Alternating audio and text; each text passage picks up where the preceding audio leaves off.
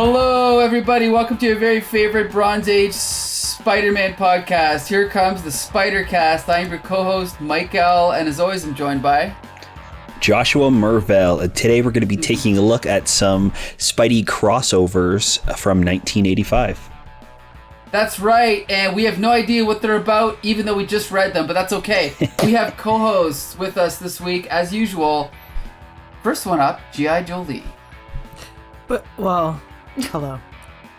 Sounded like you weren't ready. Well, I was going to boo myself. Then I was like, no, I had a really good day today. I'm going to just say hello I'm just going to say hello. Woo, We need a soundboard, huh? Thank you for joining us. And also we have Bex Luther. Yo, what up? I gotta close all these tabs that are weird minion things. Okay. Just want the While you're doing podcast that, to know. Yeah, okay. We're going to keep talking about Spidey. So, so this week, Oh, God. we are reviewing these bizarre crossovers from 1985. We've got Longshot number 3 and 4 and Cloak and Dagger number 3. And just to prepare, just so you guys know, I did read Cloak and Dagger miniseries 1 to 4, then 1 and 2, then number 3. And also read Longshot number 1 and 2 before reading 3 and 4. And I still have no idea what's going on. So now we're going to start with Longshot number 3. This is a bizarre series. This was the first comics work. Yeah. That's not. Well, so this is actually what inspired Image Comics. Oh yes, let's be clear. This series is the foundation of all Image artists. Todd McFarlane, Rob Liefeld, to a lesser extent Jim Lee, Whilce Portacio. Whilce Portacio is actually the anchor here, but they all basically base their style on this one comic. Mm-hmm. Is that what you were going to say? Yeah, I mean, even especially Rob Liefeld, even the cover of issue 4 with Spider-Man and his the tangled web that he shoots out. That's exactly how Rob draws it in every single one of his. Well, that's McFarlane popularized that before Liefeld did, but the way that Spider-Man's drawn on the cover of number 4 is exactly how Liefeld draws Spider-Man in the rare time that he did draw him. It's exactly how he draws him. Yeah, and it's for better or for worse, because I do like Art Adams' work, but it's hard. Here's the thing: I grew up with Todd McFarlane, and I thought Todd McFarlane was sent directly from heaven, right? As fully formed. He reinvented comic book art. He's the greatest thing since sliced bread. And then I saw Longshot, and I'm like, oh, he kind of copied 99% of everything he does from this one comic, you know? Right. If you flip, which we'll talk about later, but if you flip through the pages, everything, the way he draws an explosion, the way he draws a cape, the way he draws material, it's all McFarlane. Even the fox-shaped faces, all of the faces are kind of centered towards the bottom of the head. It just seems like all the features point in one direction. That's okay. Well, here's the thing. We should quickly pull a Mike Dell and do a little bit of background on this. As we discussed recently, Ann Nocenti had been an editor. First of all, Ann Nocenti comes from a non-comic book background. So Ann Nocenti, I believe she worked in magazines or novels or something, but she journalist, basically never read. Okay, journalist, but she did not read comics. Sure, she read Archie comics as a kid, but she had no comic book background. Art Adams, he was 19 when he drew this comic. Mm-hmm. He came from, he basically was mainly influenced by Michael Golden, who we've talked about before. But you can see in this art that he is young and inexperienced. He's still learning. But what a talent, he really did reinvent everything.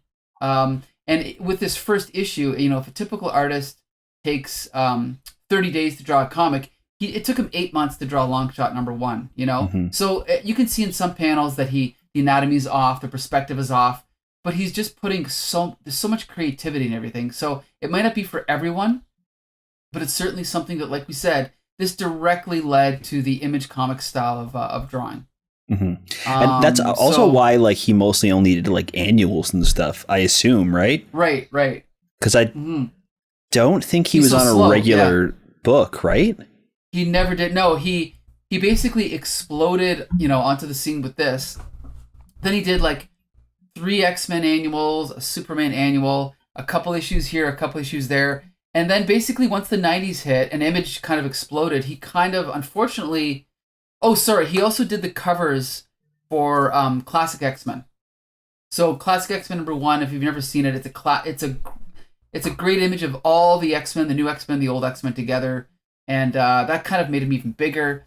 Once the 90s came along, unfortunately, his style became a little bit, if everyone was imitating him, unfortunately, he kind of got lost in the shuffle. So Todd McFarlane and Rob Liefeld all became millionaires, and this guy was still he was doing okay, but he was kind of struggling along, doing what he could at Marvel and DC. And then eventually, he started doing creator-owned work with Dark Horse. Monkey Man and O'Brien. That was something he did. Then he did some work with Alan Moore. And then now he's kind of just, he's around. He's always doing things. But I think he kind of, unfortunately, missed, the boat a little bit. Because if he would have when Image formed, I don't want to go to a big Image Comics thing, but when they got together, they were all friends. But there was a couple guys in that group that were kind of just in the right place at the right time. Like one of them being Mark Silvestri. This is a true story. He happened to be sitting at a table next to Jim Lee at a comic convention when they asked Jim Lee to join. So if it would have been someone else, if it would have been, it could have been anyone sitting next to him. So in my opinion, if it would have been Art Adams would have been one of the guys that, became a multi-millionaire because of Image Comics, but it just didn't happen. So in any case, like I said, I read Longshot #1 and 2. It's a great premise. It would make a perfect movie. You have this guy, you start out with him, you don't really know anything about him, you don't know where he's from, you don't know his backstory, but there's certain things about him we should quickly talk about. His haircut is based... Okay, first of all, I thought... I used to think his haircut was a mullet. It's not anything like a mullet. But it's Go ahead. It is a mullet, technically. Yeah, it's a mullet.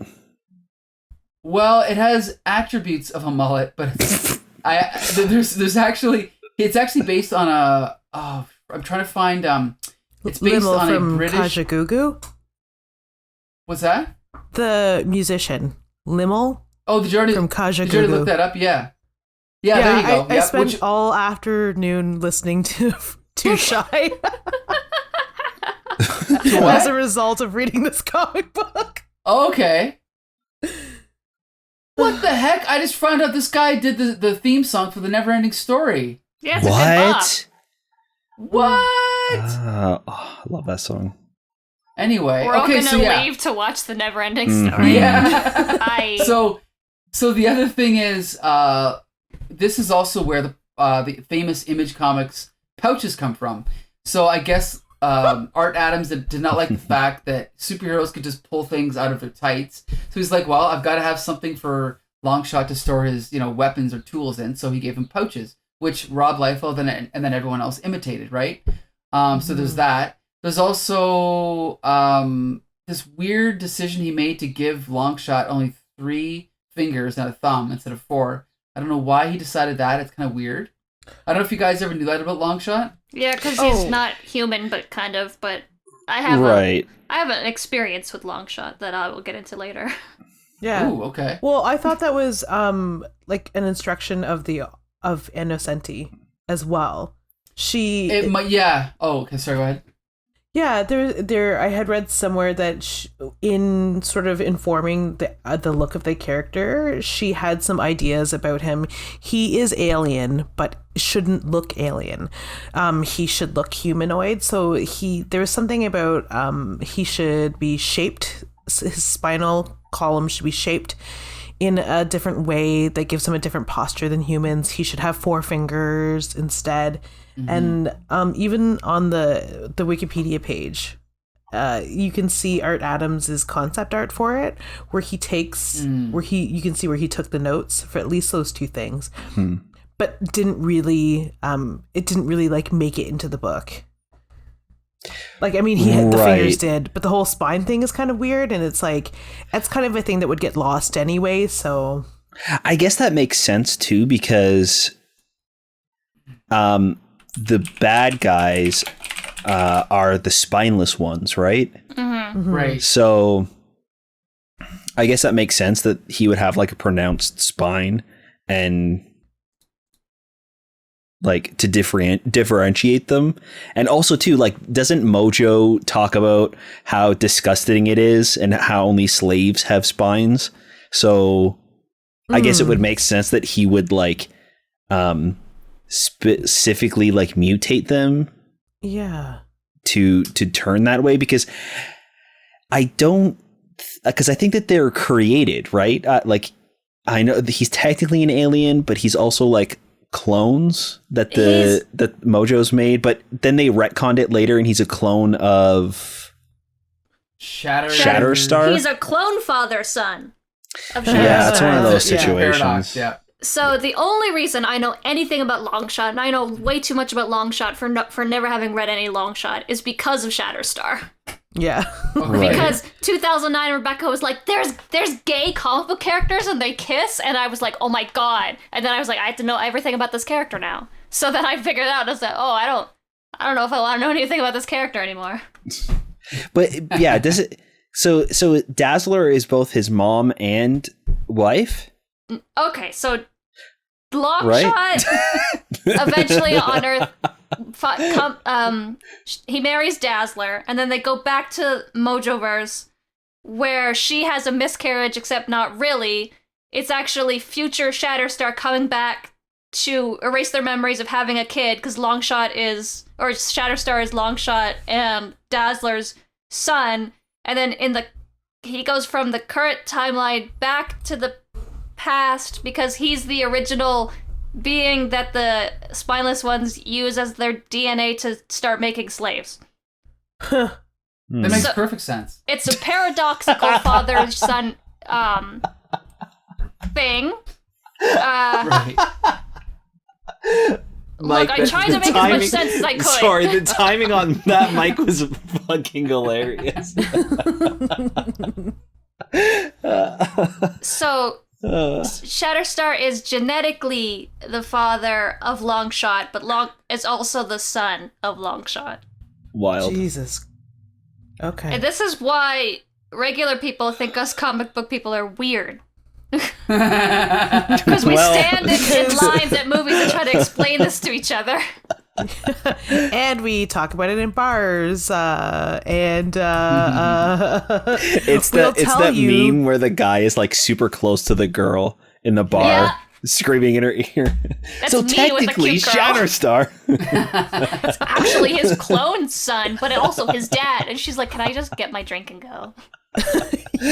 Like, I guess. Sorry. Just don't make eye contact. Don't. So when the Longshot movie comes out, we'll all be ready. We'll be there. Oh yeah. We'll know. Yep. And if we're not ready, we're just gonna go with Becca. So Look, the only reason I know any of this is because Shatterstar was gay. yeah. Right. If he wasn't gay, I wouldn't give a shit. No offense to Shatterstar. Oh my god. What do you think of his name, Shatterstar? Anyway, okay, we should get back to this. He's a star in his eye. Maybe that. Oh, he also forgets. He gets amnesia too, and he's also a human. And then he's like time displaced, so he comes back across his like non-mutant human self in a hospital, and then they like merge back together to become non-time displaced. Right. Exactly. Yeah, I remember that. That's in X-Force. Actually, I think it is an X-Force. Yeah, it is. Probably. Okay, anyway. Yeah, he does join the Longshot is in the X-Men for a while. Yeah. Because the son is a mutant. Father. Right. Yeah. Like I actually remember Longshot from the animated series. Oh. Yeah, like the 90s one, right? Yeah. Yeah. Yeah. Anyways, issue number 3 from this afternoon when I was trying to decipher this damn book. But it was we're gonna have this. another 2-hour podcast and not actually talk about the comic. We've been talking we broke about the record. Oh, did I mention that Michelle's episode was the longest ever? Yeah, you mentioned that in the episode. Oh, okay. Well. So yeah, it was. Anyway. We were all there when you said it. Okay, so let's get back to this. Yeah, you want to explain what the hell's going on? So to make a long story short, Longshot comes from a mysterious alien world that we don't know what it is yet, lands on Earth, has a couple adventures. In the last issue, he basically was in a circus, and he met a girl named Ricochet Rita. She was a stunt performer. Like she was she was working on like a movie, right, in the jungle or something. And then basically it's weird because something happens where he knows that he has good luck powers, but something goes wrong where they don't work, and so he gets injured, and so the guy who's also in the movie for some reason decides to dump his body in this river at the end of the last issue. And so that's where we're left off with the last issue. So in this issue, we open up with this new, set of characters, this family watching TV and blah, blah, blah. And basically this guy gets fed up with his family and he goes out. He gets fed up with oh, by the way, Nocenti is always about, like media and the government, and her stories are very steeped in like politics and stuff like that. He pulls out a gun. I thought he was going to shoot his family, but he doesn't. He shoots his TV, and then he walks outside. He goes to jump in the river, I guess to commit suicide, but he ends up landing on top of Longshot. So he fishes him out of the river. They kind of, start chatting it up or whatever. And, there's some weird conversation ensues. And then they decide to... Of course, I read this yesterday. Don't remember what they're doing. But they go to... They go to the power plant. Because the reason why he wants to kill himself, like the thing that pushed him to commit suicide is the power bill. Like everything has just been piling up, and then that was kind of like the last straw. It was when his wife told him that they're behind on the power bill and it's going to get shut off. So he's complaining to Longshot about it, and Longshot's like, well, fuck it, we'll just go attack the power plant since they're the bad guys. It's the power company. And for some reason, they stumble upon the jewels there? Diamonds? Oh, the diamonds. The diamonds? The gems? I forgot about that. Magic gems? What's happening? Why does the power plant have them? It's because the newspaper on page 1 says $1 million diamond shipment to Con Edison to be used in experimental energy power. Oh, must have missed that. They're gonna get energy from the diamonds. So, sure. Yeah. So then Longshot grabs some wires and it makes him have like a flashback memory of being on his home planet, which we find out later is the Mojoverse. And he's basically tied up with a bunch of other slaves, and we get some dialogue from Mojo kind of revealing what's, hinting at what's going on. We find out that he's like a slave and blah, blah, blah. And then we cut back to the, reality or whatever. And,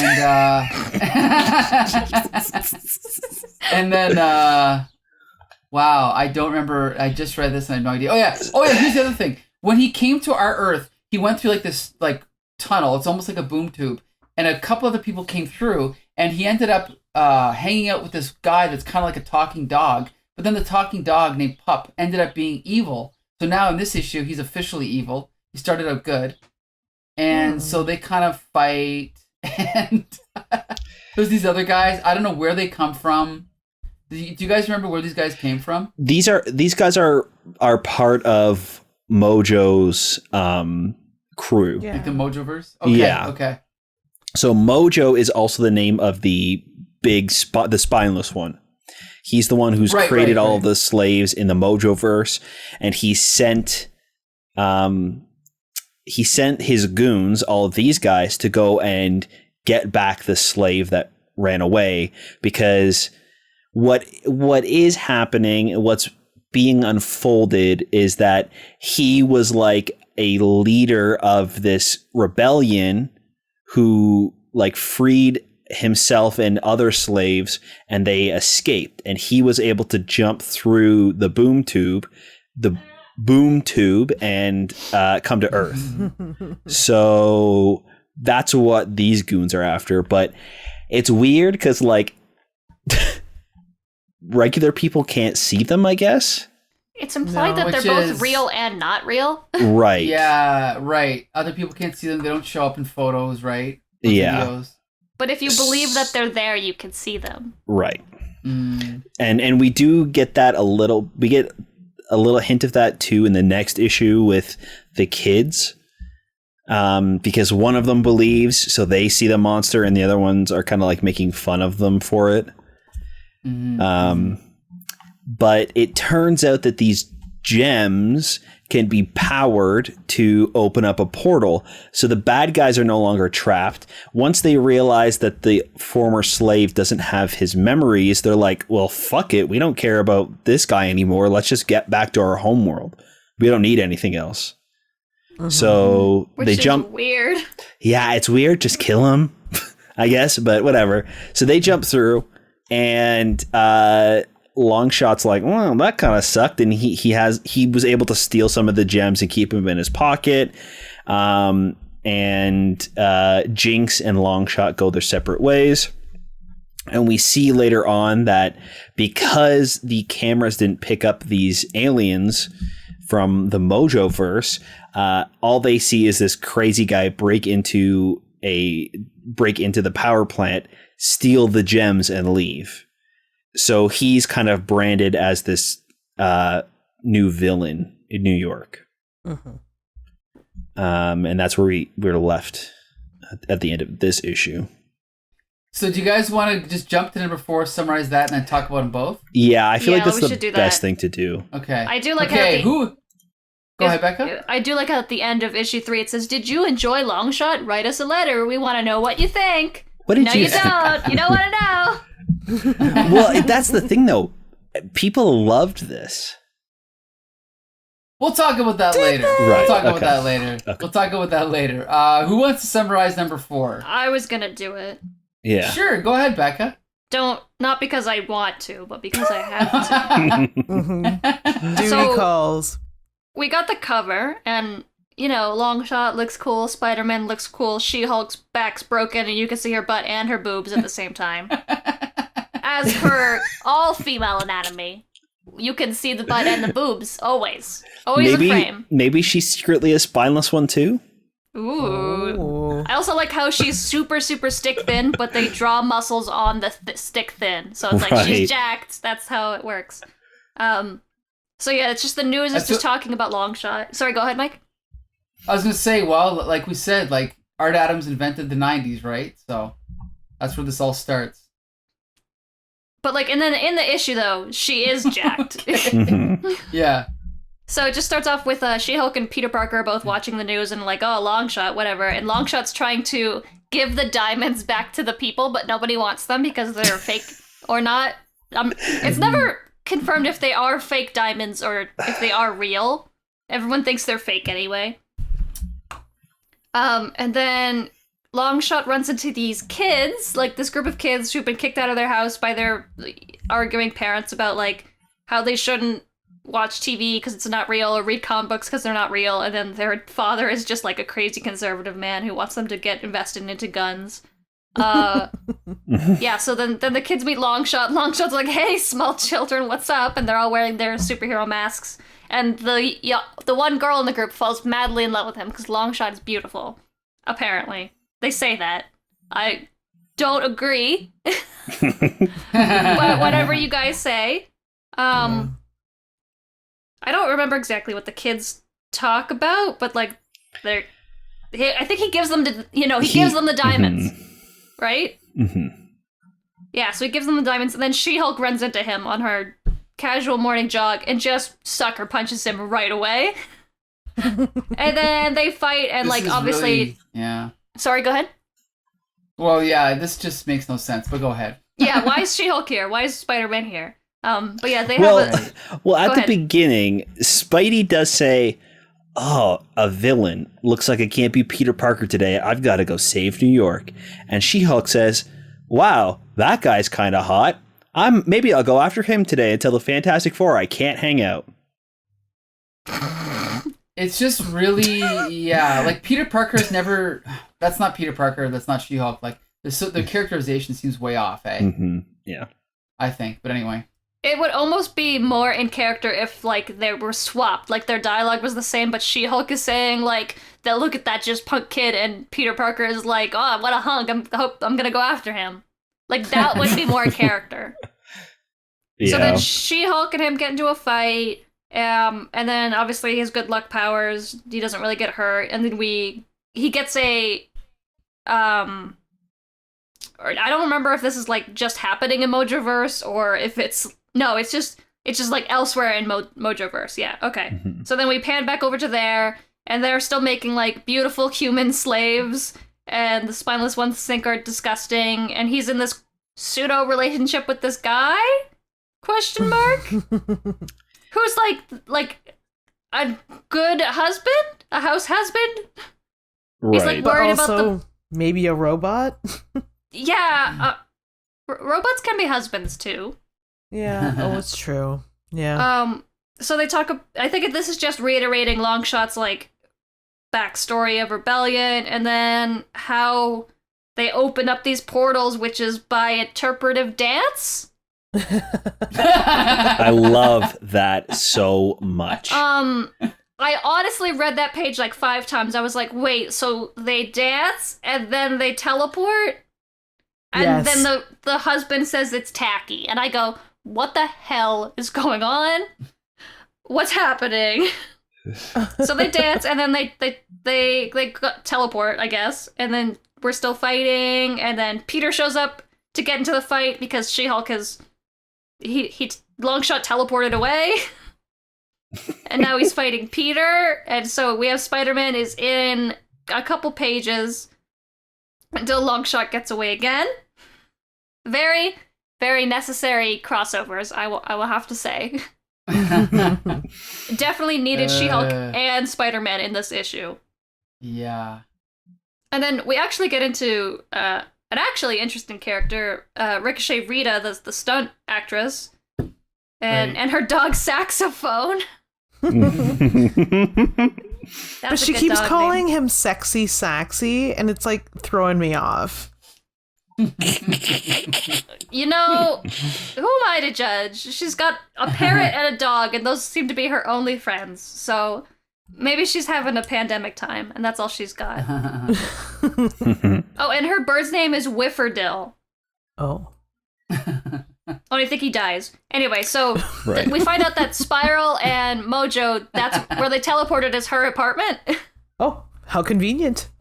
Yes. They just happen to be like, oh, this girl knows Longshot somehow. I don't know. Spiral in the previous story, I think, faced off against her and Longshot together. Oh, okay. So I think she knows her already. Okay, so they're in her apartment. And they're gonna, I guess, use her to get to Longshot somehow, as your villains do. And then we find Longshot is back with the kids, who have obtained a gun. Who traded diamonds for a gun. Somewhere in New York, someone took these children's diamonds and gave them a gun. Which, you know what, with everything else going on, sure. Yeah. And then it looks like we get a little bit of more of Longshot's, like, his memories come back.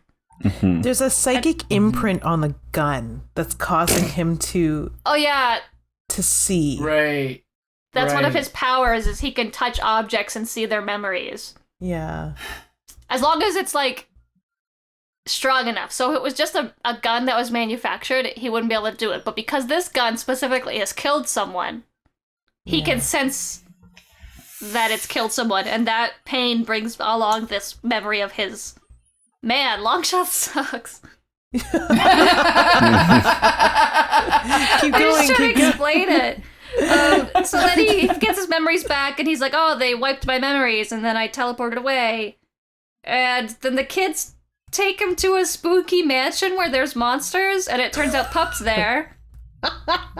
And you said he was good and is bad, but I have no idea this character's motivations or anything. Longshot seems to think they're friends, but the dog does not.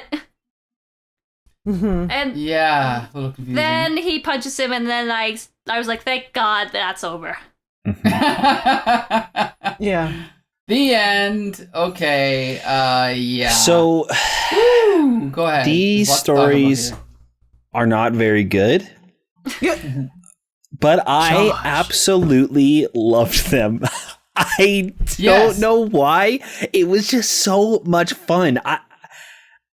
I know it's not good. I know the stories suck, but I'm just a sucker for this stupid, like, 80s, 90s sci-fi nonsense. Like, it's wild. Here's the thing is, I've read a lot of Ann Nocenti, and I feel like that she is really talented and has a lot of great ideas, but it feels like her ideas were never refined. Like, this would be a great idea for a TV show, but if they did the TV show, they would have to filter out like 80% of what she wrote. Yeah. Because it's so confusing. There's so much, like, the dialogue is all over the place. Like, there's cool ideas in here, but it's hard to follow what's going on, and I don't know. It's just... She goes on the record in an interview where she says she thinks of the, quote, metaphysics before she comes up with a character. And she wanted to deal, like, and this is in the context of creating the actual character itself. So it's like, when you have somebody who's so, who was created on with such a broad paintbrush, and then you create a broad paintbrushed story around him, it's really, it's convoluted and confusing, but it's also still too general. Yeah, it doesn't seem like anything is refined. Like, right. Even his powers, it's like, it's good luck, but then he can also like know something, like what Becca was saying, he can like touch objects and kind of know the history and have like psychic links with them. He also kind of has like, he can't really die. Is that connected to his good luck? Like, it's very confusing and not really fleshed out, his character. Yeah. Well, if I can make a... Oh, go ahead, Josh. No, go ahead. Well, I don't know. I always make a Hollywood comparison because I read a lot about like people getting, screenplays rejected and all that. And one of the things about Hollywood, even Grant Morrison learned this, is that things have to be refined so much when you're writing a screenplay, Whereas with comic book, it's kind of like, oh, you can kind of write, okay, we'll give you a book. Here you go. And the level of scrutiny is minuscule compared to Hollywood. And that's what I feel like this is the best comparison I can give is like a weird sci-fi B movie, like not Highlander, but something like Highlander, where you watch it and you go, okay, there's some really cool ideas in here, but this movie is a mess. Yeah. And that's what this feels like. I'd rather read this than like a bad issue of Marvel Team Up, but it's so dense and so confusing and hard to follow, but there is a lot of cool things going on. That's what I feel about this. I think it also helps that it's a little bit more episodic. Like, right. I agree. Like, it's not full on, like, each issue rolls into the next. I mean, there is obviously a little bit of that because we do get, like, Pup, I think his name is. We get kind of like the reveal, so we're going to kind of learn him. But, like, Jinx doesn't come back in this issue. He was there for that story, and then he steals the diamonds, and then, that's kind of what that's about. This one is him like, shit, I've got these diamonds, I got to get rid of them. Oh, there's some kids here. Kids have the diamonds, and then having to kind of deal with the Earth's heroes fighting him. Right. Even before that, with like the stunt double and the film shoot, like that was its own story, and then it was done. So I think it's a little bit more digestible than a lot of other like long running confusing stories, like a lot of the Defenders books that we've read for the podcast. It's just nonsense. Where this, it's like sometimes it doesn't really make sense, but at least you can understand what's happening. You know what I mean? Like, you don't always understand why, but you know what's happening. Yeah. You know what's happening? I mean, kind of. Mojo sent the goons to go get Longshot back, and he's kind of running around the city as like a fish out of water thing. It's fun. I also really like Mojo. He's the stupidest, like nastiest looking villain. He's just kind of chaotic and like almost just evil for evil's sake.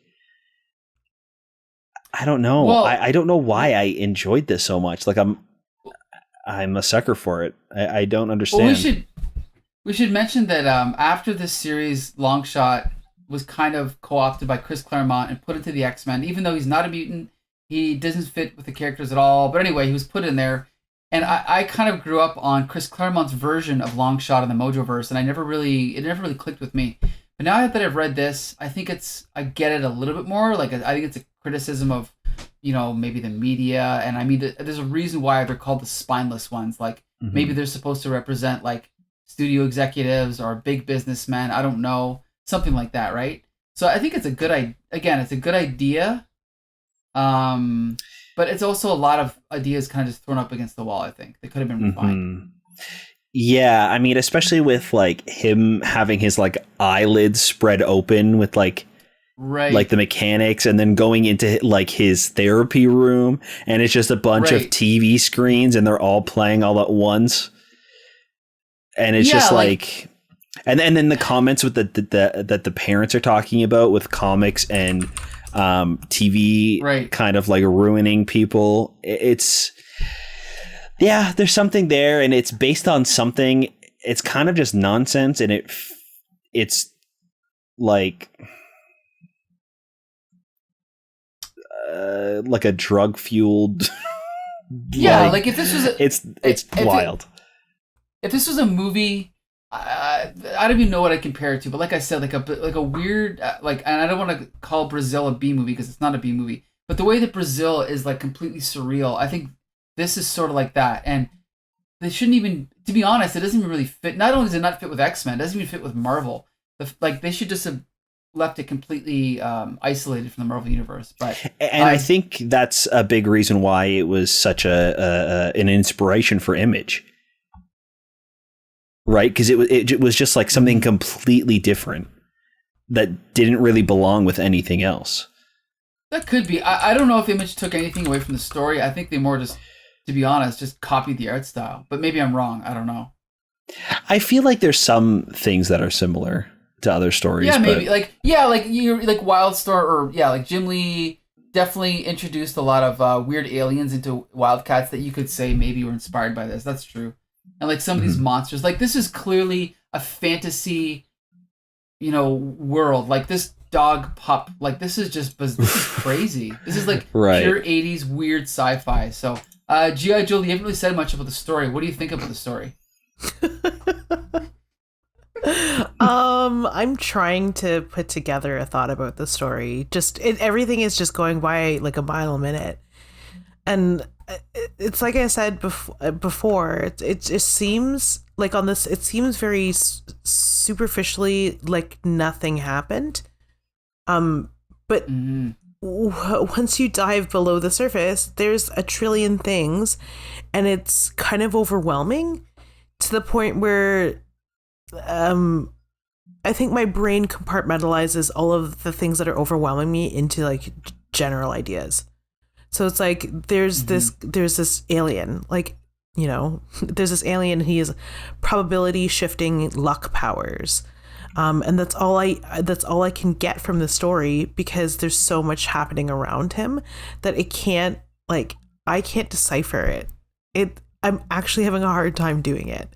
But the more that I listen to you guys talk about sci-fi, and this being a product of like 80s sci-fi, I can see the similarities. It's so kind of like, I don't want to say neo-noir, but it reminds me of it reminds me of like Dark City? Yes, like the Genetic Opera. It reminds me of Starfighter and Dune and like weird like Running Man. What's the other Schwarzenegger? Like Total Recall. Yeah, right.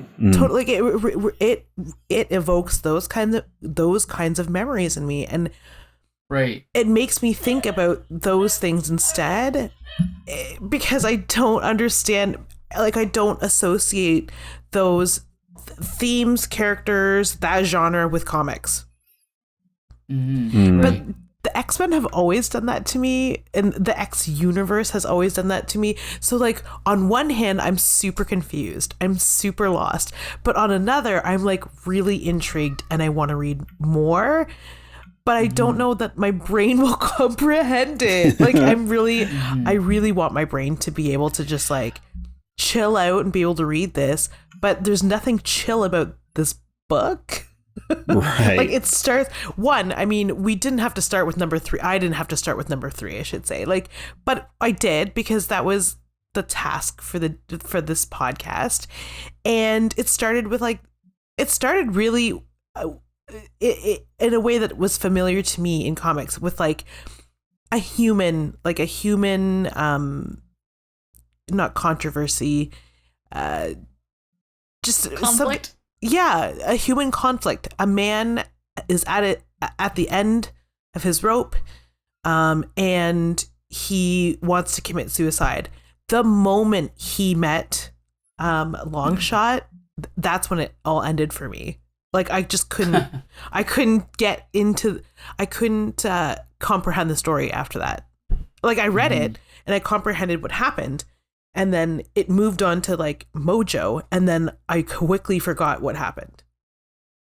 It's just right.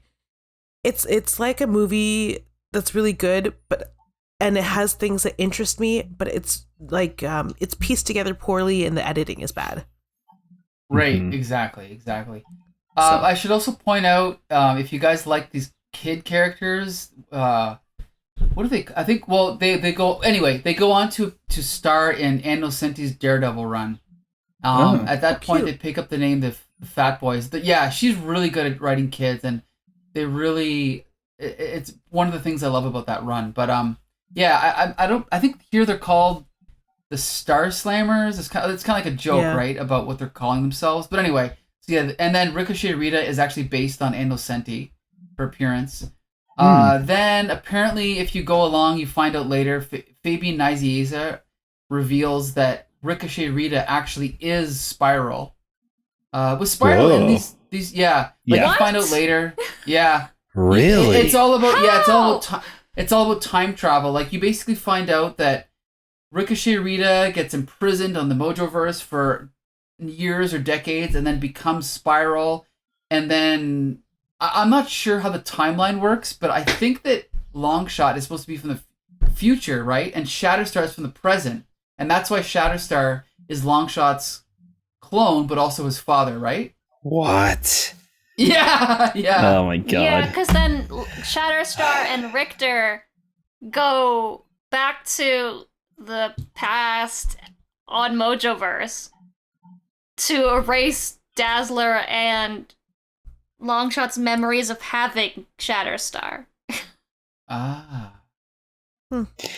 Yeah, it's just very different, I think. It's I don't know. It's not like a lot of things I've ever read. Exactly. I remember reading this a long time ago, and only partially understanding what was going on. But I still had fun reading it. I don't think it's for everybody. It's definitely worth it to go and flip through the panels and just see the craziness. There's a lot of like fun moments, a lot of really great ideas, even some like funny things happen too. Like Mojo kind of goes off about how he hates looking at the human slaves and their faces are disgusting. So he wants his like partner to create Mojo masks for everybody to wear. Yeah, so he like so then like the next scene we see him in, everybody's wearing these Mojo masks, and just to kind of like show you how like off his rocker he is, he gets pissed off that everybody is making fun of him and wearing these mojo masks and kind of like goes off on everybody. Right. It's ridiculous. I mean, even just like the goons standing there with the masks on is hilarious. Like you have this like horsewoman and the mask is like up the end of her snout. Like it's so fun. Like I don't know. It's great.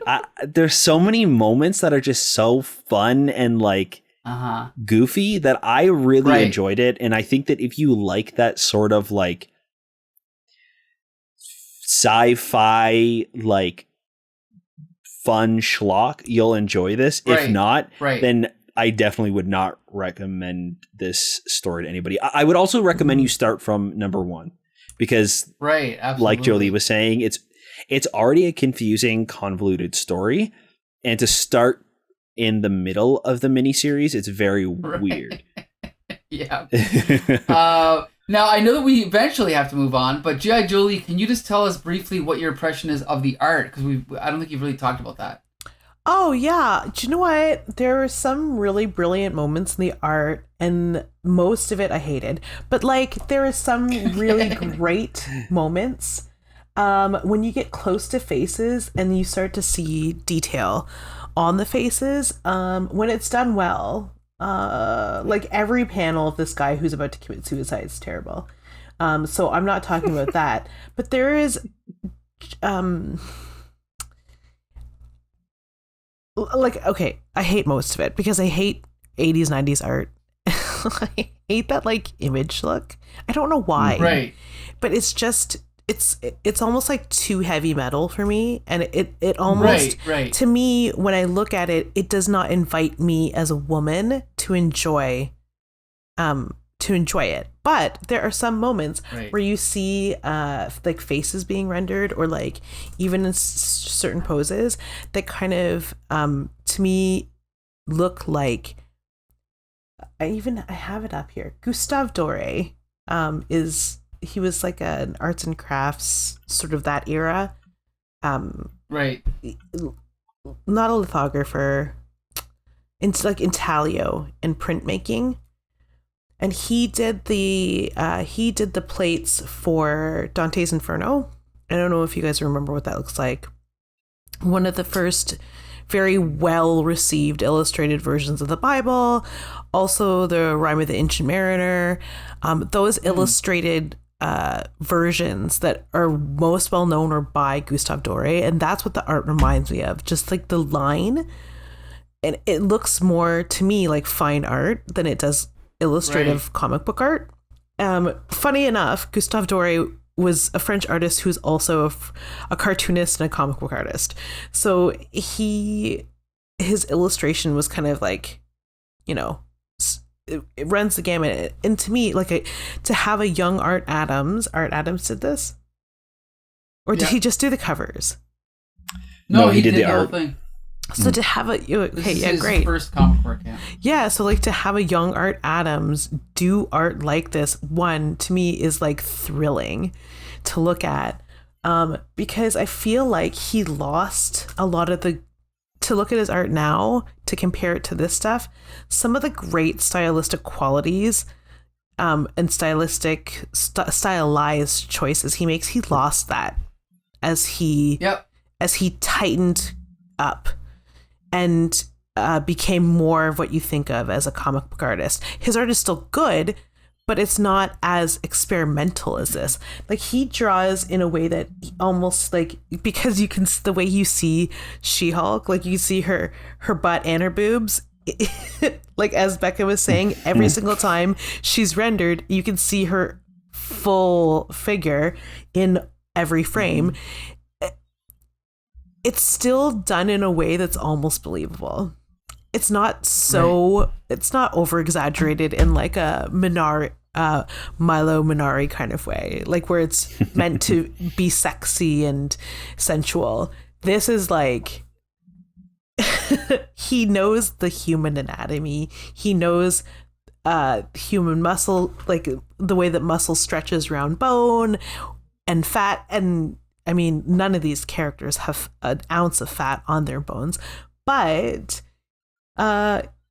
he knows it in a way that he can exaggerate it, I guess is what I'm saying. And it's unfortunate that Art Adams' art doesn't look like this anymore. Yeah. I want to quickly say that when I was a kid, Art Adams was big because of, the covers of classic X-Men and all that stuff. And I noticed he did a 2-parter for X Factor, and that was where it was only 3 or 4 years into his career, and I was like, oh, this isn't as good. And I feel like I'm the only person on earth that's ever noticed that. I'm glad you said that, Jolie, because when he started around this time, he was experimenting, and he was like, it was like rough around the edges, but because he didn't quite know what he was doing, he was just doing everything. And then it's almost like he settled into his own style and started exaggerating his own exaggerations and his own quirks. Instead of learning to become a better artist, he just went, okay, this is how I draw, and I'm just going to refine this one, it's hard to put into words, but this is his most exciting period for art, for sure. If you see his stuff now, it just looks like too refined and not like interesting. Like there's a panel in issue 4 of Spidey where he's on a rooftop right after you see Longshot diving through in like a really cool angled shot, a bunch of laundry. Right. So it's on digital 16, but there's a picture of Spidey in the dark. And instead of doing what you would like a normal blackout, it's just lines. And that is when I saw that, I was like, that looks like an etching. That looks like fine art to me. And that's when I started looking. And I was like, what does this remind me of? And I was like, oh, I grabbed the Rhyme of the Ancient Mariner off my bookshelf, and I was like, that's what that looks like. But the faces are different. Obviously, faces were beautiful in a different way in that art. It's like from 1880. This is, 1985. But like, there's something about the way it's in the architecture. It's in the backgrounds. It's in the poses of the characters. The poses are dynamic. They're still dynamic, and they're not typical of superhero comics, but they're in a superhero book. Exactly. So I think I kind of love this for what it is. Like, he's kicking Spider-Man in the back, and it looks like it looks like a scene from like Mortal Kombat, like the first video game, like total side scroller, but you don't see that anymore or ever again, like ever. I've not ever seen that. And I think it's because he's a product of, his newness. It's a product of his newness, and I mourn for its loss. Yeah, and I don't know. I mean, this is something that Stan Lee would probably argue is over, like that particular panel is over inked or overdrawn, right? Like in a typical comic book, if you're drawing 30 pages in a month, there's no way that you could get away with that in every panel. But as I said, Art Adams spent 8 months drawing Longshot #1, and so that's why he could get away with this, right? So yeah, Becca, did you mention the art at all? I was gonna, because especially when Jolie said that Spider-Man panel, because that's one of the things that stood out to me that made me pay attention more to the art too. Because the people are fine. Like I don't really have a lot to say about his drawings of humans, but everything that's not human is fantastic. Like like him drawing Longshot and the fights and everything, but like that Spider-Man panel, like it's I know Spider-Man's a human, but you know what I mean? Like everything that's not human is just like kind of just like despicably beautiful. Like when it's the can't even talk. When it's the zoom ins of like Mojo, like that's to me, I was like, that is grotesque, and I feel scared because of how wonderful this is drawn. Right. And you're right. There's no way this guy could crunch these out. Like, one a month. Like the way that Spiral is drawn with her interpretive dances, it's so weird and something that it just like it has so much movement and so much elegance to it. And then you have these giant grotesque monsters and aliens that are so hyper like realized, and backgrounds that give you a sense of like there's actually the second or the last page of issue 3 is like a long shot of it's funny.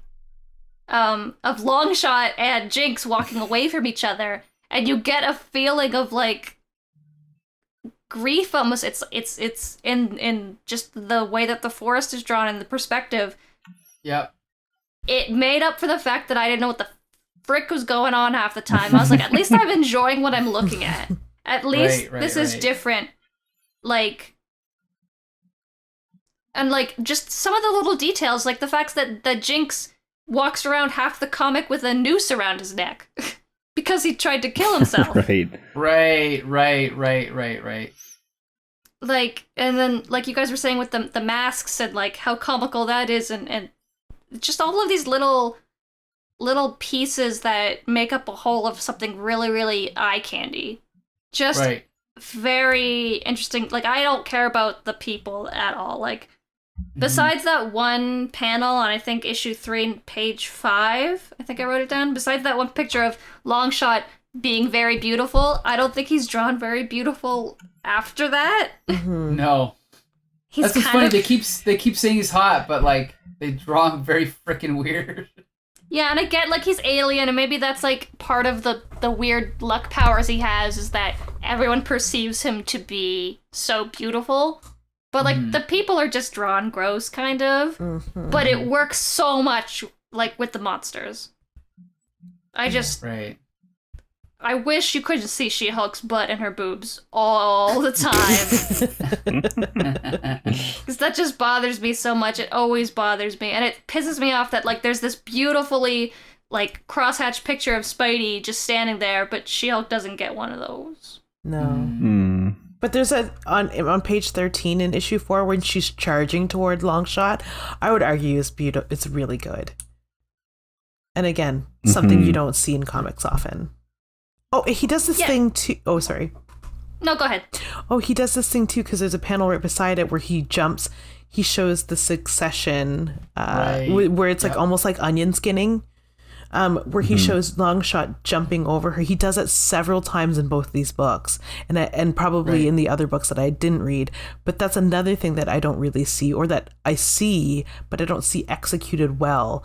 And I don't know that he still does this in his work, but that's really cool too. Like there's another one where like he does it twice, where he shows Spidey swinging around or climbing down poles, but simultaneously changing his clothes from Peter Parker into Spidey or vice versa. And I thought that was really cool. That was super cool. Even if you just go to the next page, original 14, look at that bottom shot of Longshot's face with how his glowing eye creates the shadow on his face. Like, that's freaking awesome, you know? I don't know, it just feels like, and again, these are all things that I thought Todd McFarlane invented out of thin air.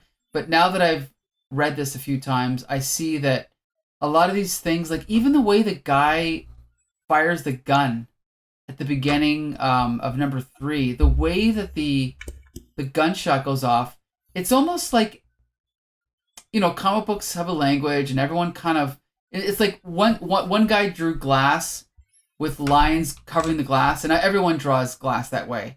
And the same goes for anything. It goes for leaves, trees, any kind of texture. And it feels like Art Adams just threw all that out the window and just said, I'm going to just start from scratch and just reinvent everything. And that's what I feel like he did here. And even though his anatomy is not perfect, I definitely give him props. Even like the buildings on issue 3, original 17, the way that he drew those buildings, again, completely copied by Todd McFarlane.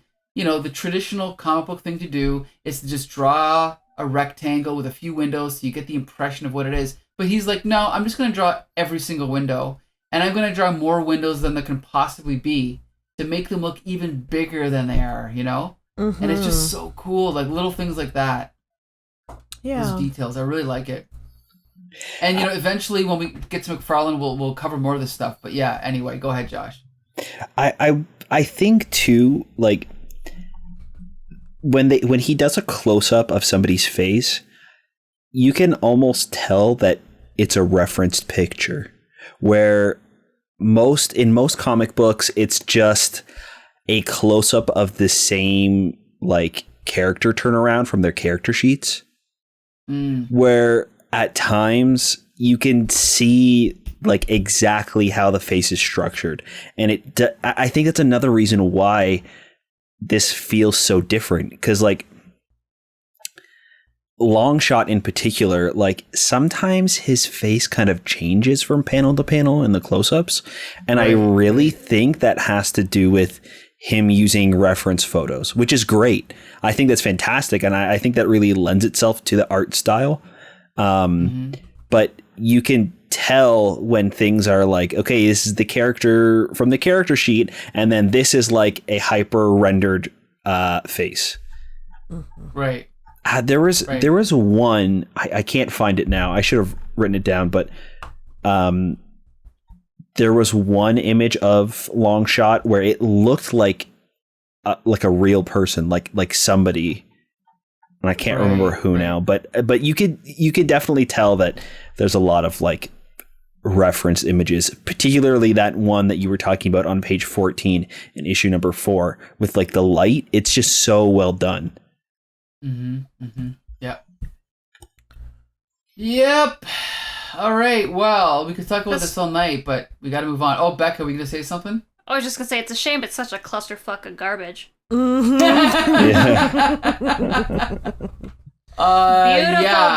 garbage.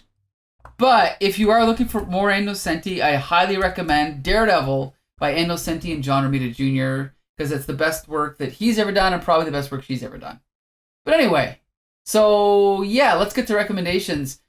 We obviously, I give it a recommendation, but with all of the preamble that we talked about earlier, like you're going to be confused. It's all over the place, but it's definitely worth reading. It's not really like anything else that I can think of. So I recommend it. Josh, what about you?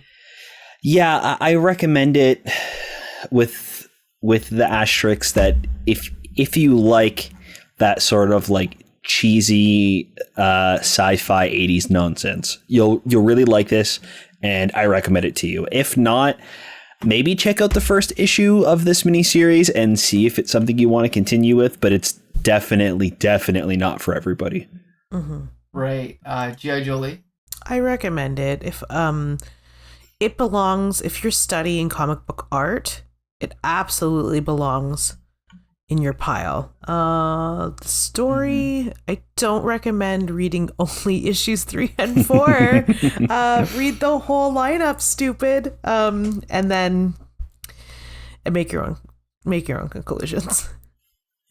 Right. Bex Luthor? It's a shame that panel of Spider-Man is so cool, because Spider-Man didn't need to be in this at all. Yeah. It should have been its own thing. Like, why do we have to? It doesn't need to be Marvel. It just needed to be Longshot. And that's the story. Definitely read it.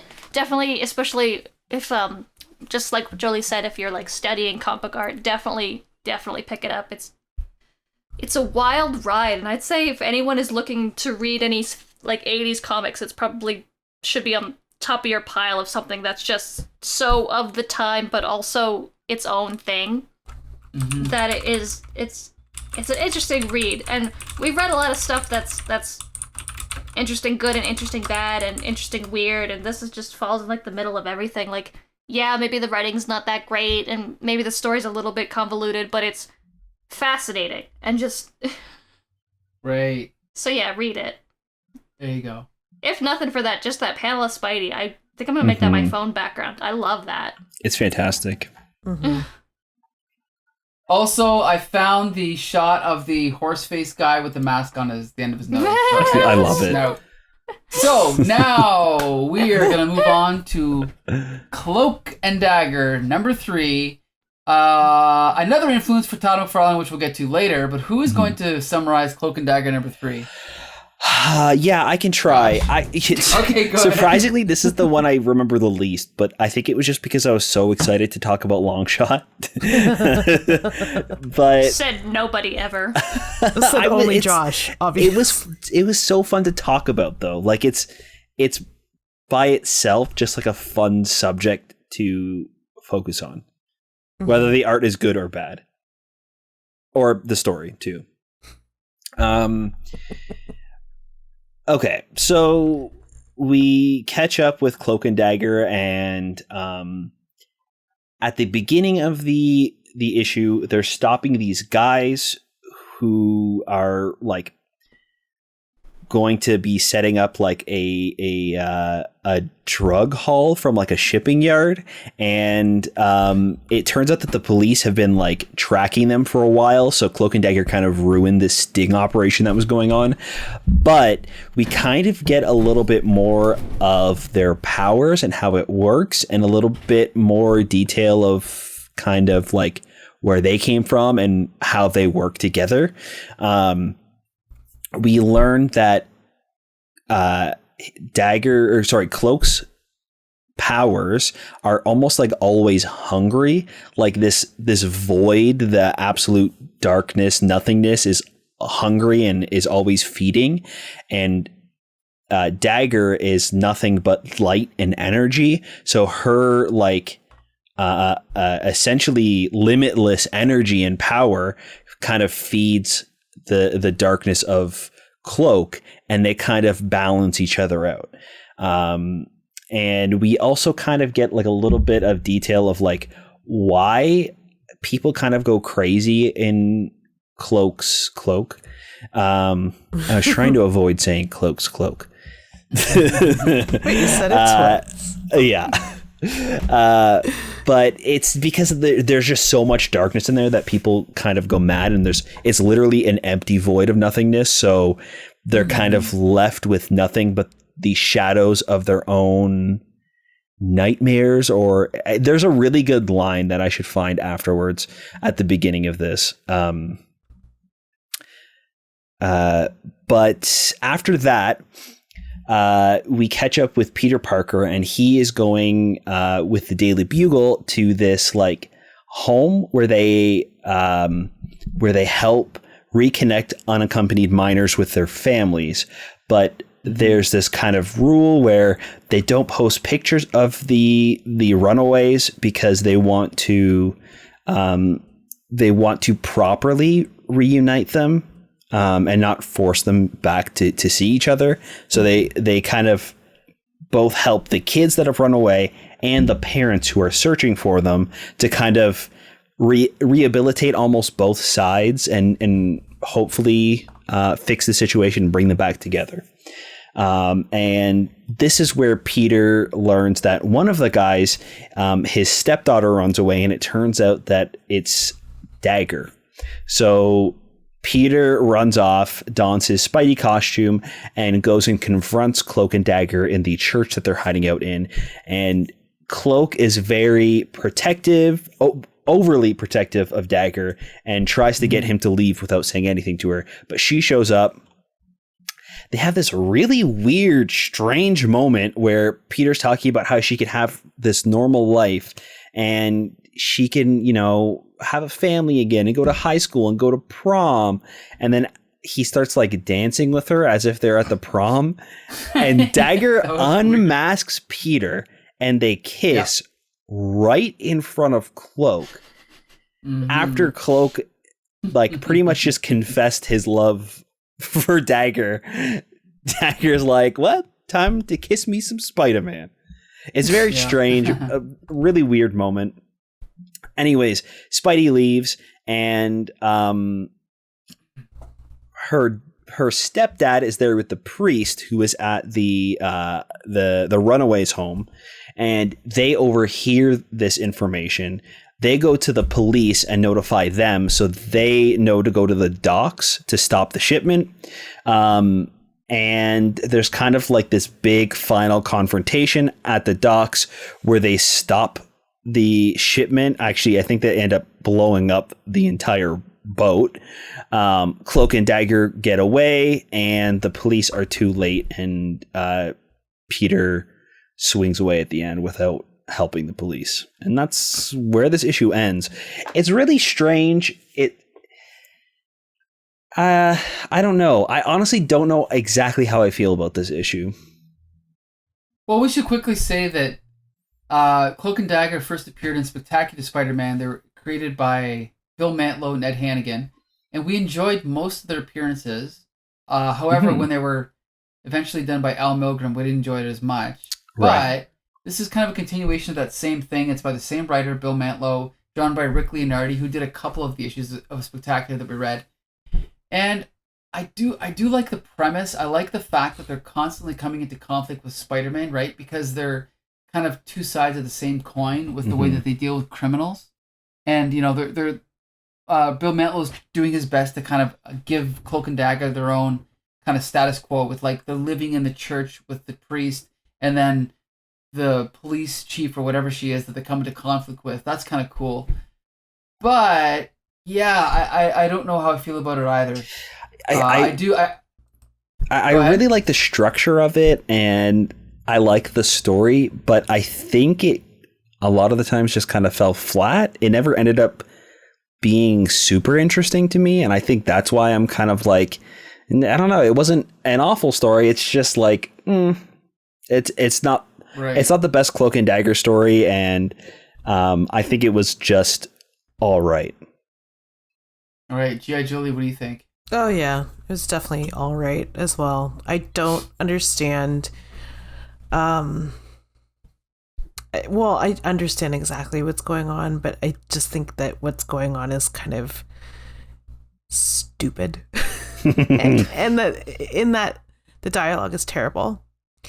Why do we... I hate to be this person, but I feel like Becca can get on this train with me. But it's like... What? I need you, Becca. I need you.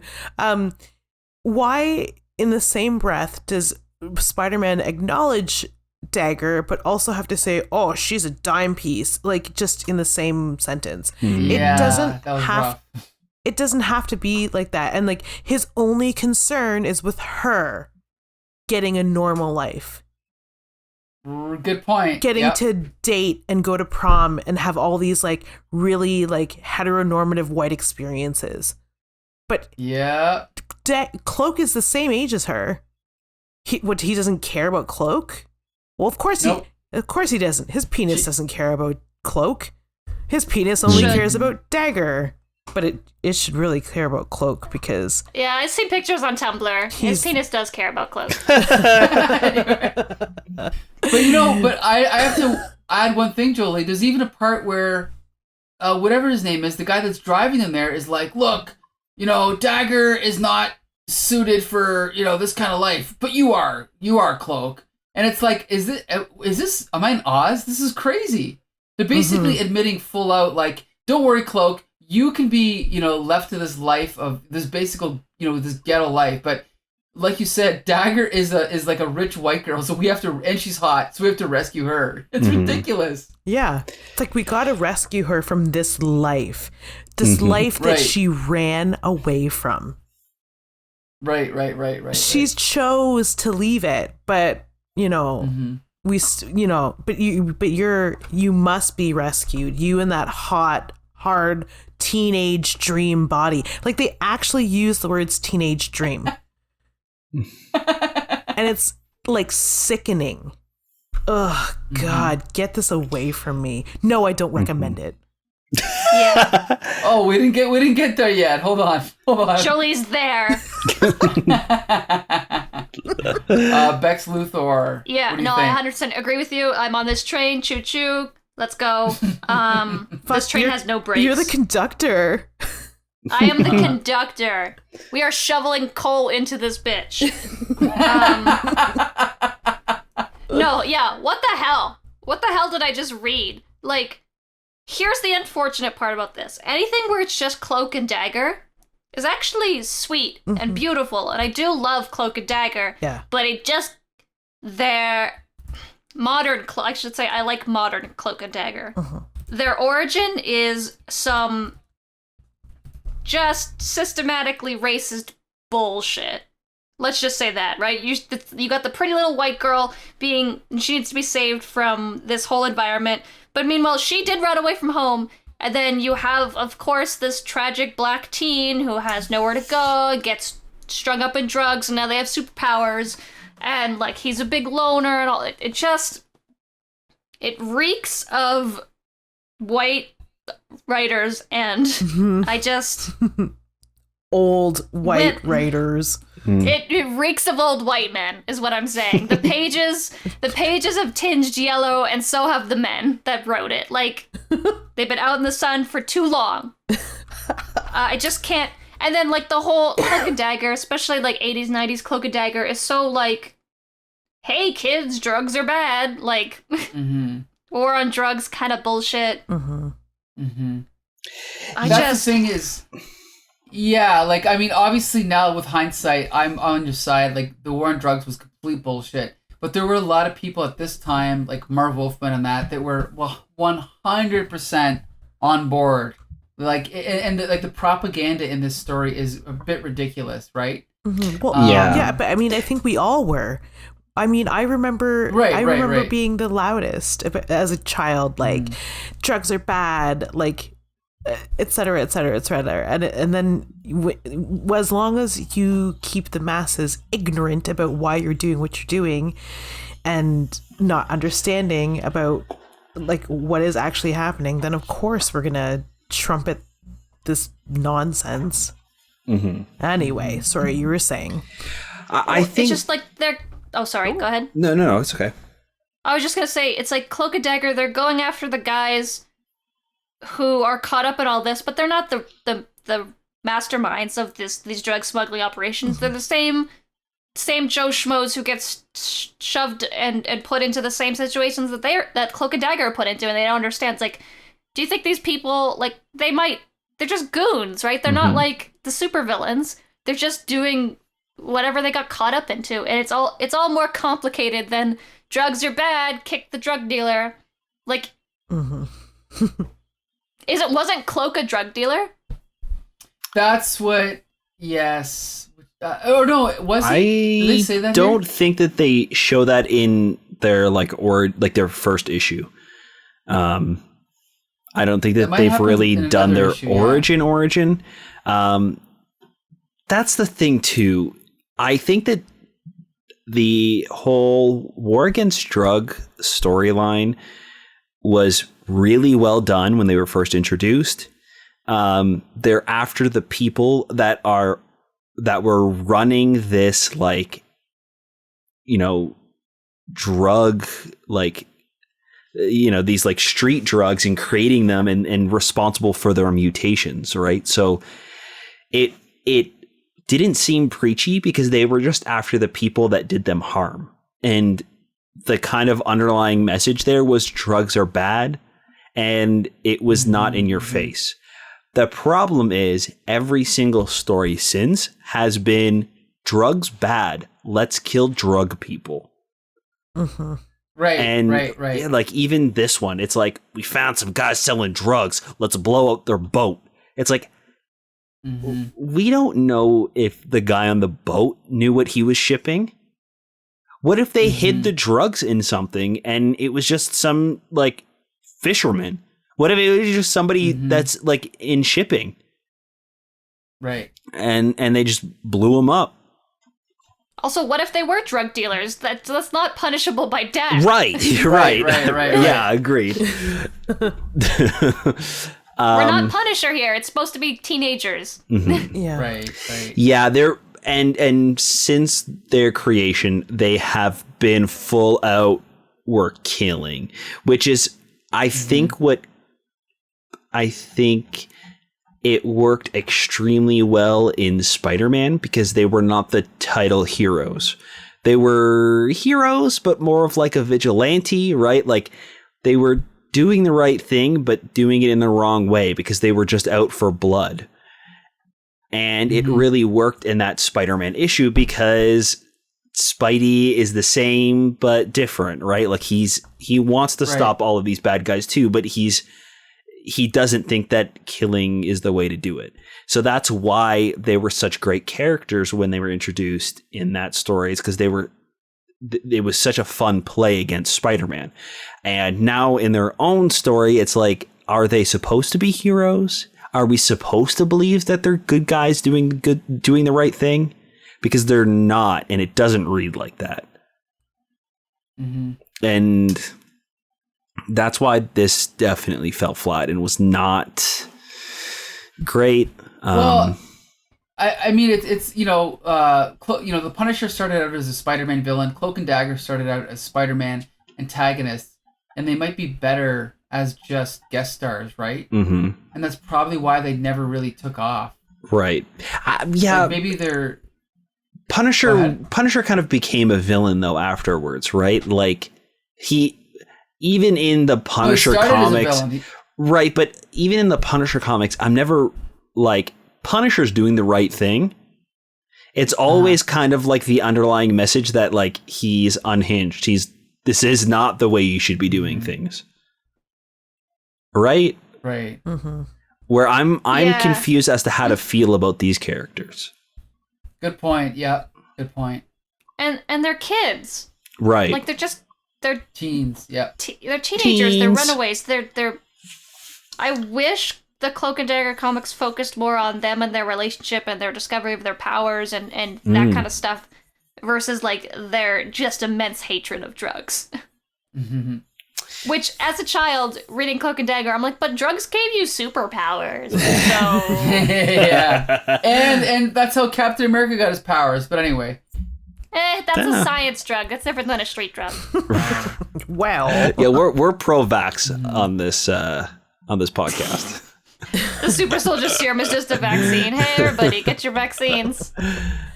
So we haven't talked about... Okay, go ahead, John. I was going to say the art. I'm assuming that's what you're jumping to. Oh, I was going to say let's talk about the art. Yeah. Yeah. It's go pretty ahead. done. Pretty well done. I love the layout of some of these pages. Well, they're fantastic. We should mention it's penciled by Rick Leonardi. It's inked by Terry Austin. Terry Austin's famous for inking John Byrne on X-Men, and because of that, everyone thinks that he is the second coming of Christ. He was great on X-Men. Honestly, I think his inking is the worst part about this art. I think Rick Leonardi's layouts, his pencils are incredible. Oh my god, fantastic. Sometimes but sometimes the inks kind of ruin it a little bit. Yeah. But like I think this art, he is one of my favorite 80s artists. I don't know. I mean, there's a million things we could talk about, but I mean, I love this art. You love this art. G.I. Jolie, what do you think? I confused that Spidey piece where he's like... Yeah, I thought so. Yeah. Climbing and changing. Right? So yes, I mean, I was applauding it before. I'm still applauding it now. It is not Art Adams. It is this guy, and this guy is amazing. Yes, the art, it gets muddy. The inks make it muddy. And there's a few circumstances, or there's just a few places where that happens, but it's like in panels of no consequence.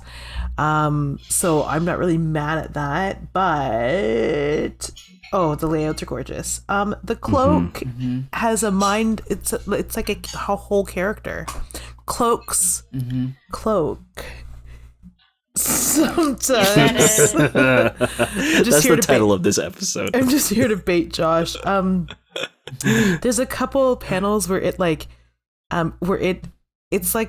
Doctor Strange's cloak, where you can see that it has its own presence and it is its own being, and it's like Cloak and Dagger are with it.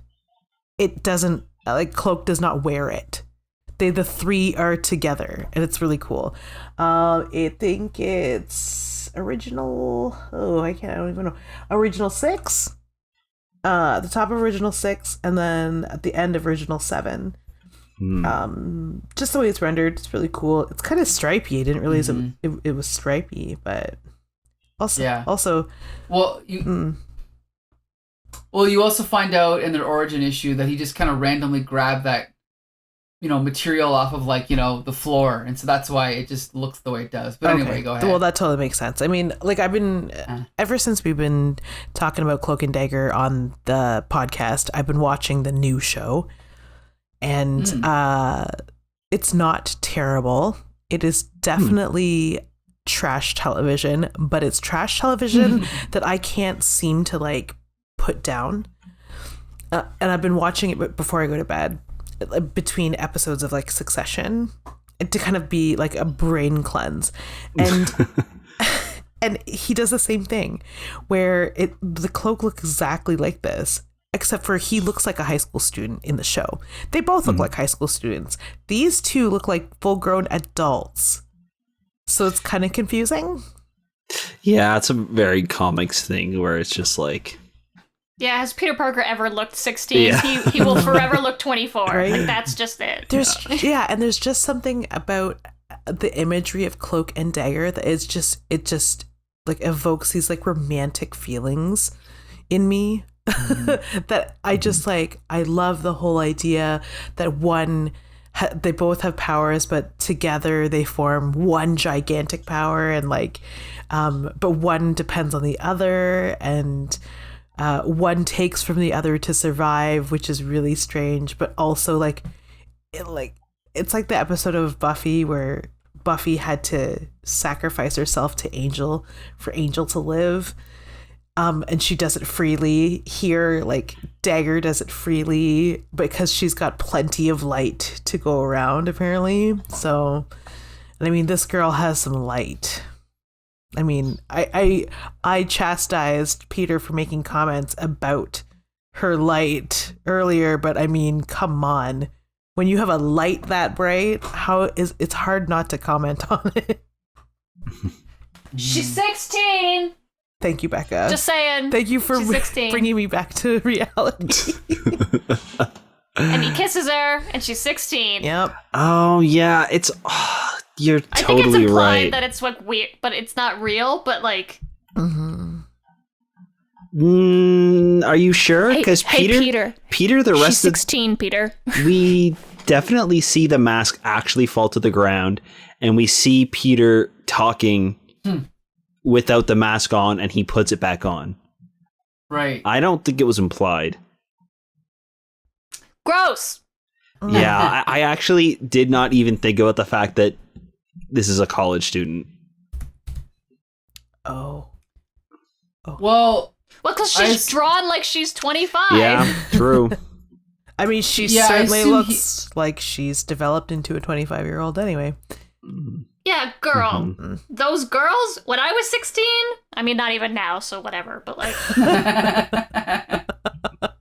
But when you pad for cosplay, you know, well, that's like, what you... This outfit... Yeah. This outfit's been done time and time again by many a cosplayer trying to figure out how to defy physics and get their boobs to lift up, but without anything there. Yeah. So I don't... The secret is you have to be 16. You have to be 16. God. Once you pass that, Yeah. it won't work anymore. No. Because we're old. Yeah. They have aged. But yeah, back to the art. Okay. Now that I'm done being mad about her being 16. You gotta suck as an artist to not draw Cloak and Dagger beautifully. Like, that just is it's like you said, it's romantic, it's poetic, like the way that everything that they are, like that splash page where it's like the dual pages 2 and 3. Yeah. If you mess up Cloak and Dagger, you can't really be much of an artist. Like, it's just the juxtaposition between the stark whiteness of her costume and Cloak, and just everything that Cloak is and how his cloak is Cloak's cloak. How dynamic of a character and how he is the Cloak. Like, it's just one entity. Right. Like, you can't really mess that up because it's that's how it's supposed to be. So all the other stuff's kind of like meh, whatever. But anytime it's just Cloak and Dagger, it's beautiful, which is, I guess, how it should be because they are the title characters. I just kind of wish instead of going off to fight a ship full of drugs, they just stayed in the church and talked about their feelings. Yeah. That's what I want to read about.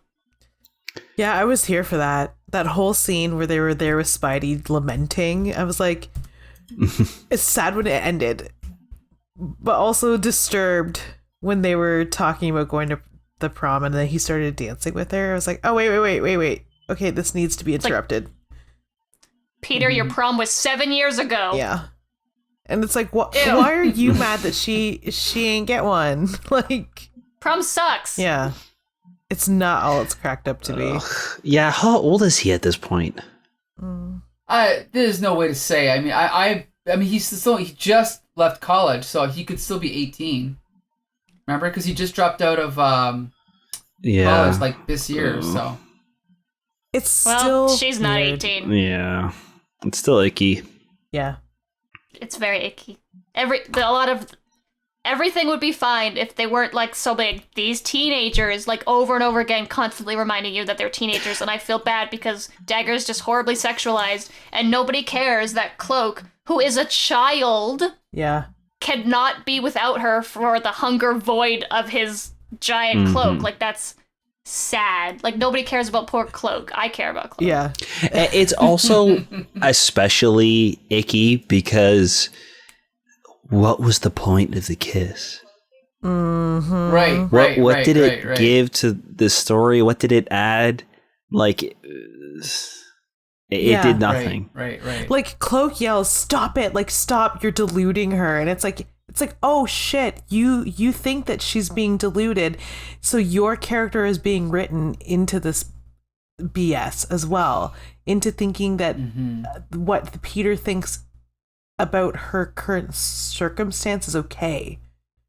So not only does Peter believe she shouldn't be, that she should be a regular girl, a teenage dream who gets to dance at her prom, but now the writer has Cloak written in such a way that he wants to take that from her or keep her from it, and it's terrible.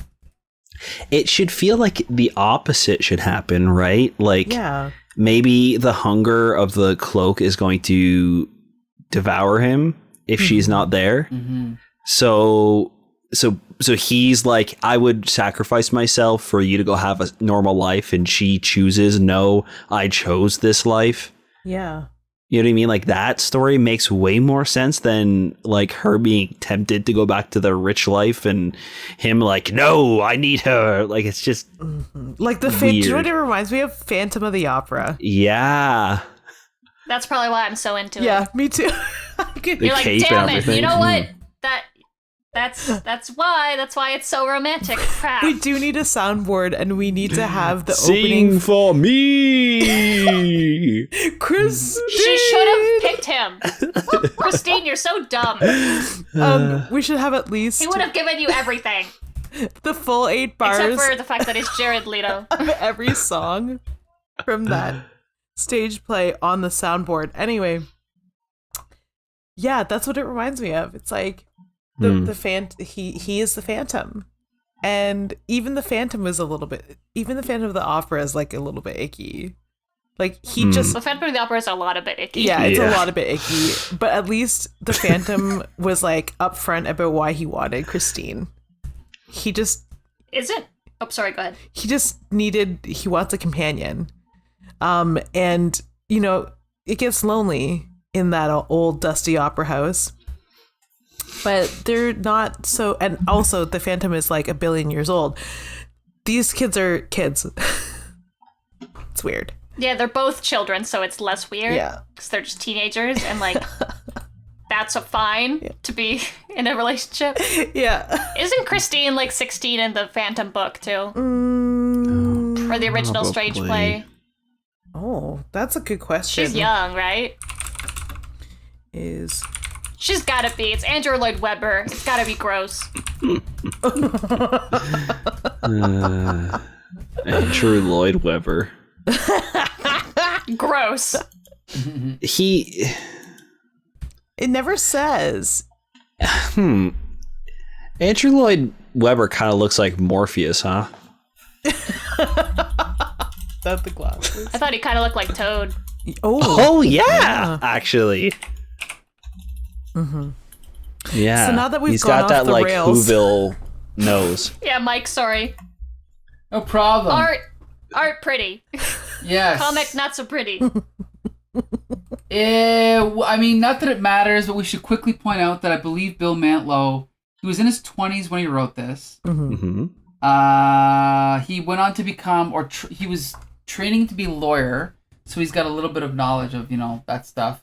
And then unfortunately, he was actually struck by a hit and run driver and has been in a vegetative state ever since. So for like 30 years now. Oh, yeah, wow. He's been a vegetable. Yeah. What? Horrible. Was this the last thing he wrote or drew? No, around this time. I think he was hit by a car around 1990, so this was towards the end of his brief career. Wow. So. Oh my god. Well, not to talk ill of the not dead, but... Shoot. Anyway, on that note, yeah. Way to be a downer. So anyway, so I mean, I give it a mild recommendation, mostly for the art. I think the characters are cool, but they clearly, again, it comes from a weird place. It comes from an 80s place of the war on drugs and all that, which in hindsight we see did more harm than good. So never mind that though. I still think it was an enjoyable comic. Josh? Yeah, it was fine. The thing is, it's not that I don't like this comic and I would like tell anybody not to read this, but this is not a Cloak and Dagger comic I would recommend. I would point them back to the original appearance. That is like the perfect story, the perfect introduction. The art is fantastic. It's just so good. Where this is just kind of falls flat for me and is not great. It's fine. It's just no. So I don't know. I'm very lukewarm. I guess it's a mild recommend. All right, Julie. I recommend also sort of half-heartedly. It's beautiful to look at. It's a Cloak and Dagger story. You know what? If you are curious about Cloak and Dagger, sure, throw this in your Cloak and Dagger pile. But it's not good. That's all. Okay, Bex Luthor. Nah, skip it. Cloak and Dagger, any more modern comics where, black characters have their own agency and aren't just defined by the whiteness that surrounds them. Read those. I can't. I can't recommend it. I'm sorry. It's beautiful, but it's icky. And it has such underlines of more sinister things than what it is, because the comic on its own isn't that bad, but the structure and the society that created it and the society around it, it's icky. I don't know. It just makes me uncomfortable and it makes me sad. Yeah. Understandable. So, I guess that wraps up another episode of Here Comes the Spider-Cast. Be sure to join us next week when we get back to reviewing regular Spidey. We're going to be doing Amazing Spider-Man 269 with Firelord, Peter Parker, The Spectacular Spider-Man 107 with the death of a major supporting character, Web of Spider-Man number 7 featuring the Hulk, and Peter Parker Annual number 5 featuring a character called Ace. And I should also say that we have a very special guest, Murad Erzengligoglu will be joining us, who's been on the Syndicate many times in the past. The last time was for the Justice League review. Avengers Endgame review was the last time he was with us, and he'll be joining us next week. Yep. Good times. So you can take it from here, Josh. Yeah, we want to thank you guys so much for listening to the podcast. It really helps when you leave us a review over on Apple Podcasts, or you can drop us a line on Twitter at HCT Spidercast. Please drop us a tweet. Let us know what you guys think about the episode and the issues that we're talking about. We want to keep that comics conversation going. That's right. And so until next Monday. Spider friends, go for it! I don't think so.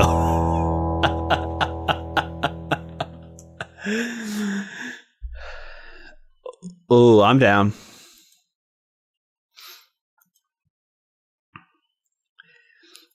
Venti vanilla cream cold brew, please.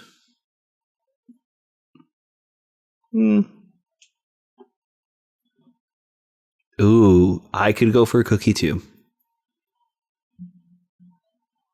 All right.